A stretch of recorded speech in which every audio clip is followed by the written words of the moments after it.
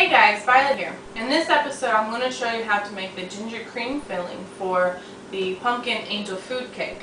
You don't have to use it for the pumpkin angel food cake, but I would recommend it.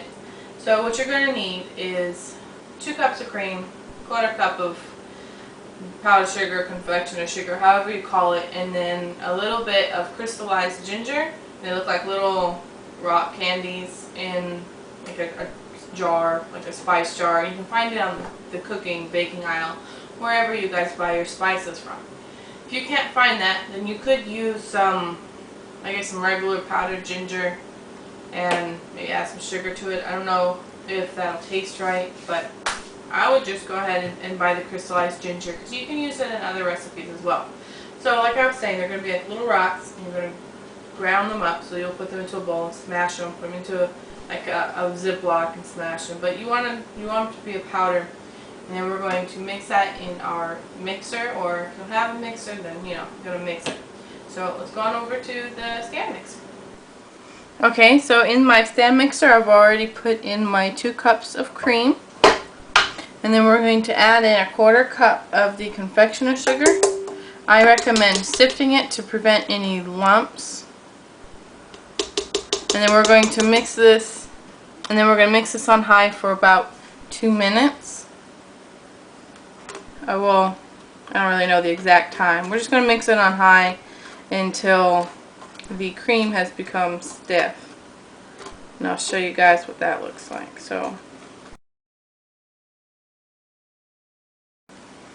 Okay, my sugar has been sifted, so now I'm going to mix on high until the whipping cream has become stiff. I'm just going to scrape down the sides of the bowl just to make sure that the sugar mixed well. You don't have to do this. I just want to make sure that everything mixed in before it's stiff.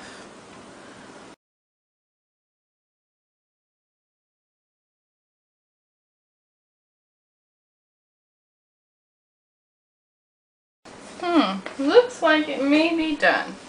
Stiff. This is stiff. See, it doesn't fall off the spoon at all. So that means that it is now stiff.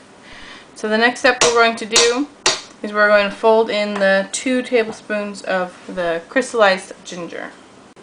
Okay, so now that our cream has been whipped, and of course, you whip together the cream and sugar, you have essentially made a whipped topping that you could put on whatever you put whipped topping on. So like maybe pumpkin pie or whatever you use, normal, whatnot. So like I showed you guys before, this is nice and stiff. You don't want to, here, we'll go ahead and put this in. I'm going to fold it in.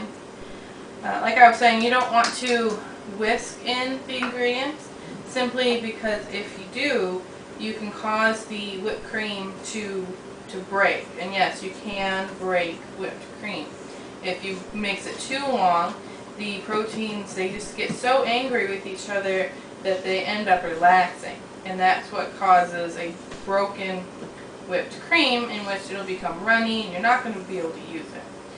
So we're just going to fold it in. That's where you're just going to take it, and you're just going to kind of stir.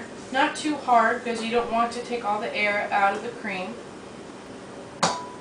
Okay, so now that this has been mixed in, I'm going to show you guys how to put this onto the angel food cake, if that's what you had made. Since this was particularly made for the pumpkin angel food cake, that's what I'm going to use it for. And so I'm going to use the rest of this episode to show you how to put that onto the pumpkin angel food cake. So that's about it.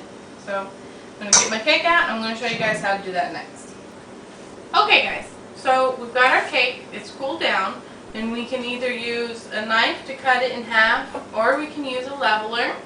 You would just adjust your leveler to the width that you would need, or height rather, to half of the cake. I'm going to use this knife. If you do use the knife method, please be careful not to cut yourself. But all you do is you cut right in the center. I'm going to go about halfway, and then I'm going to go the other half on this side. I'm trying to be careful so that I don't accidentally break it or cause it to crumble or anything like that. So just take your time with this. Again, make sure you don't cut yourself, because nobody wants a bloody cake. Okay, is that all the way through? I think so. Okay.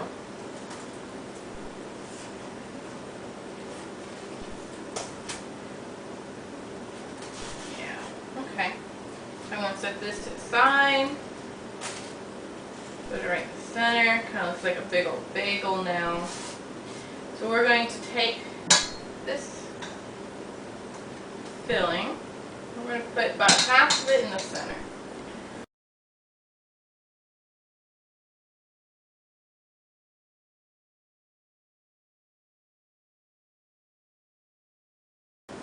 Okay.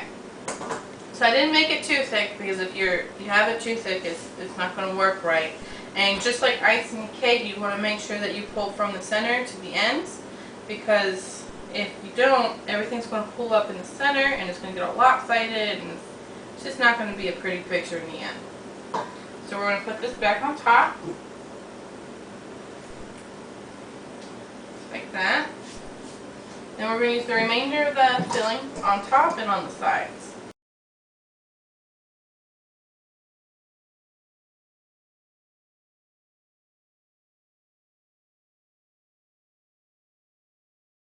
Okay, so I have put the filling onto the cake. By all means, it does not have to be perfect, so don't worry about it if it looks like this, and that's fine. I went to culinary school for food, and not necessarily the dessert aspect of it, but more entree, so this is the best I can do, since I am not a baker. And it tastes really good. It's all the same to me, so that's what it looks like. Now, what you can do if you want, if you have some extra crystallized ginger, you can sprinkle that on top to give it a little bit more flavor. Otherwise, you can serve it up just like this. Okay. You're going to have to keep this into the refrigerator since it's a cream-based filling. You don't want it to spoil or melt or anything, so try to keep it chilled when you're not eating it. So that'll about do it for today's episode. So please remember to hit subscribe, share with your friends. Leave a comment in the section below with a recipe that you would like to see featured in the upcoming episodes. And as always, like this video and see you guys next time.